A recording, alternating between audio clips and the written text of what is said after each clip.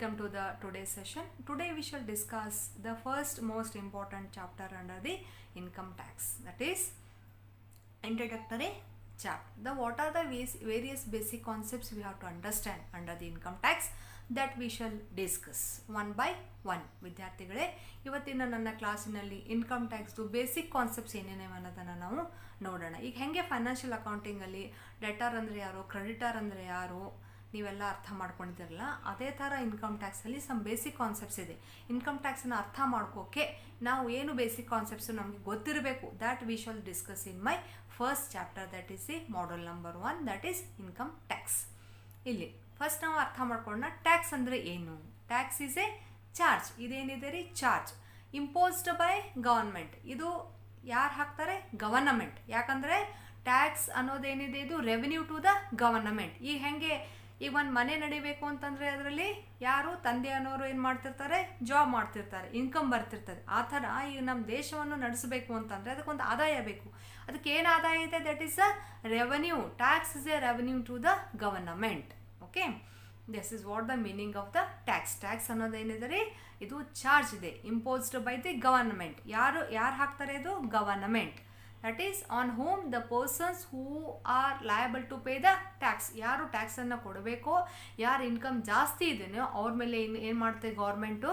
ಟ್ಯಾಕ್ಸನ್ನು ಹಾಕ್ತದೆ. Nominal income ಇತ್ತು ಅಂತಂದರೆ ಅವರಿಗೆ ಏನು ಬರಲ್ಲ, ಟ್ಯಾಕ್ಸು ಬರೋದಿಲ್ಲ. ದಟ್ ಈಸ್ ಇಲ್ಲಿ ಮೀನಿಂಗ್ ಆಫ್ ಟ್ಯಾಕ್ಸ್ ಅಂದ್ರೇನು? Tax is A charge imposed by the government on the activities, enjoyment, expenditure, income, occupation, privilege, etc.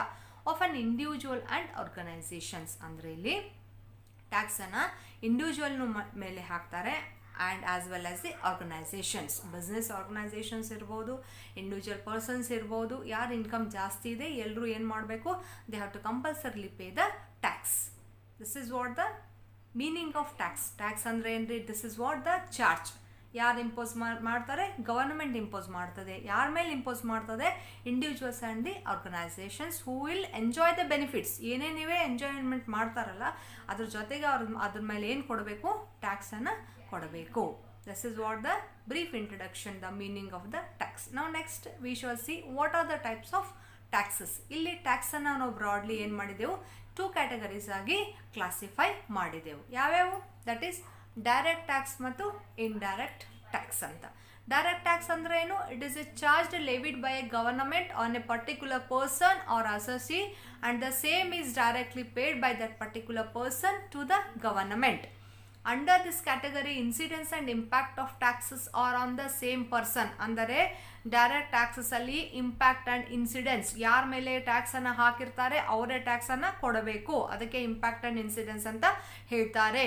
Income tax and dividend distribution taxes are the examples of the direct tax. Direct ಟ್ಯಾಕ್ಸಿಗೆ example ಏನಿದೆ ರೀ? Income tax ಮತ್ತು dividend distribution taxes ಅಂತ ನಾವಿಲ್ಲಿ ಹೇಳ್ತೇವೆ. ಅಂದರೆ ಇಲ್ಲಿ ಯಾರು ಇನ್ಕಮನ್ನು ರಿಸೀವ್ ಮಾಡಿರ್ತಾರೆ ಅವ್ರ ಮೇಲೆ ಟ್ಯಾಕ್ಸನ್ನು ಇಂಪೋಸ್ ಮಾಡ್ತಾರೆ, ಅವರೇ ಟ್ಯಾಕ್ಸ್ ಕೂಡ ಕೊಡಬಹುದು. This is what the direct meaning of that is the meaning of the direct tax. Next we shall see what is the indirect tax. ಎರಡನೇದು ಇಂಪಾರ್ಟೆಂಟ್ ಟ್ಯಾಕ್ಸಲ್ಲಿ ವಿಧ ಯಾವುದಿದೆ? Indirect tax.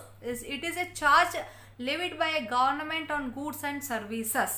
ಇದು ಎದ್ರ ಮೇಲೆ ಹಾಕ್ತಾರೆ? Indirect tax goods and services ಮೇಲೆ ಹಾಕ್ತಾರೆ. ಇಲ್ಲಿ ಏನಿದೆ ಅಂತಂದರೆ the impact and incidence will be change from person to person. ಅಂದರೆ ಫಸ್ಟ್ ಟೈಮ್ ಯಾರು ಟ್ಯಾಕ್ಸನ್ನು ಪೇ ಮಾಡ್ತಾರೆ it will move from person to person ಅಂತ ಹೇಳ್ತಾರೆ. That is this is what the called as the goods and services tax ಅಂತ ಹೇಳ್ತಾರೆ. This is what the indirect tax.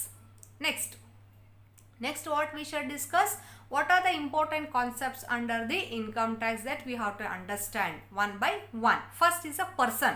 ಇಲ್ಲಿ person ಅಂತ ನಾವು ಯಾರಿಗೆ ಹೇಳ್ತೇವೆ?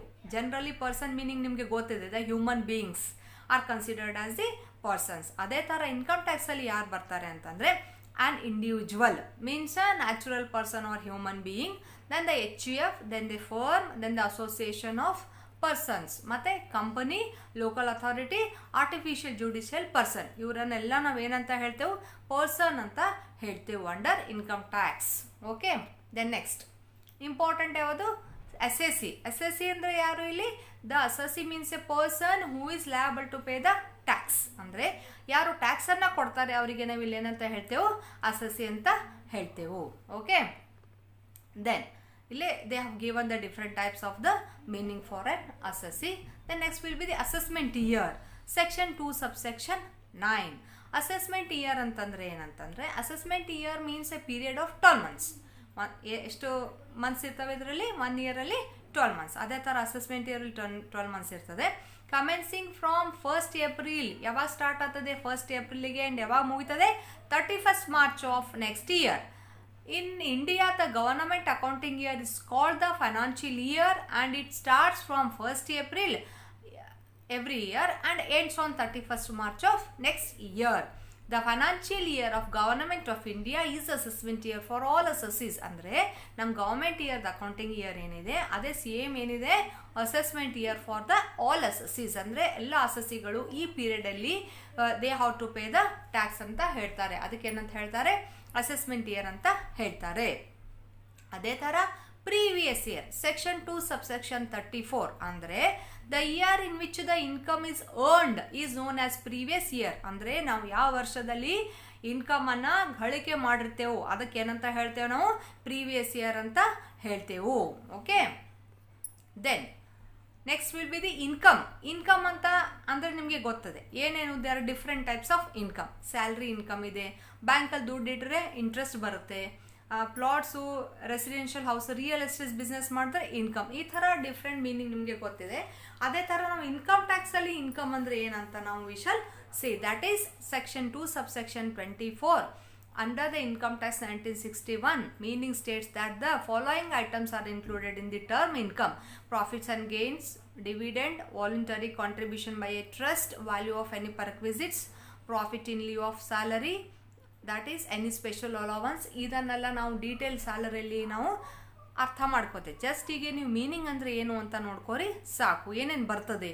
The value of any benefit, the value of any benefit or perquisites, the income derived by trade, profit on a sale of license, cash assistance, any duty of customs, the value of any non-monetary benefit, any interest, salary or bonus, commission, any sum received, deemed profit, capital gains, any winning from lotteries, any sum received by an assessee, any sum received by under key insurance policy, any sum of movable or immovable property, advance received, assistance in the form of subsidy grant. ಇವೆಲ್ಲ ಎಲ್ಲಿ ಬರ್ತದೆ? ಇನ್ಕಮಲ್ಲಿ ಬರ್ತದೆ. This is what the various things that are included in the income. The next will be the section 2 subsection 24. That is ಇದು ಬಿಟ್ಟು exceptions. The following points are essential to understand the concept of income. ಮತ್ತೆ ಹೇಳ್ತದೆ ಏನು ಅಂತಂದರೆ, income may be in cash or kind. Income must be from definite source ಇರಬೇಕು. ಆದಾಯ ಎಲ್ಲಿಂದ ಬಂತು ಅನ್ನೋದನ್ನು ನಾವು ಅಲ್ಲಿ ತೋರಿಸಬೇಕು. ಅದಕ್ಕೆ ಸೋರ್ಸ್ ಅಂತ ಕರೀತಾರೆ. Income tax law does not make any distinction between income legal source and income obtained with illegal.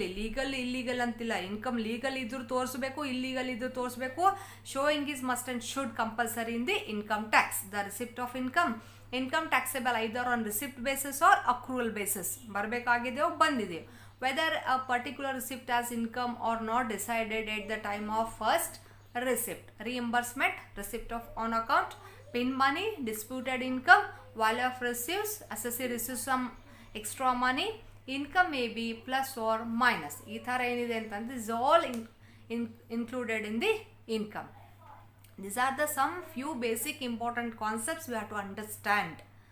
That is under the income tax, the first module, that is what meaning of income, assessee, assessment year, previous year, person. ಇವೆಲ್ಲವೂ ನಾವು ಅರ್ಥ ಮಾಡ್ಕೋಬೇಕು. This much is enough in the today's class. In my next class we shall discuss the agricultural income. ನೀವು ಇದನ್ನೆಲ್ಲ ನೋಡಿಕೊಂಡು short notes ಮಾಡಬೇಕು. Okay, this ನಾವು today we shall conclude in the today's class.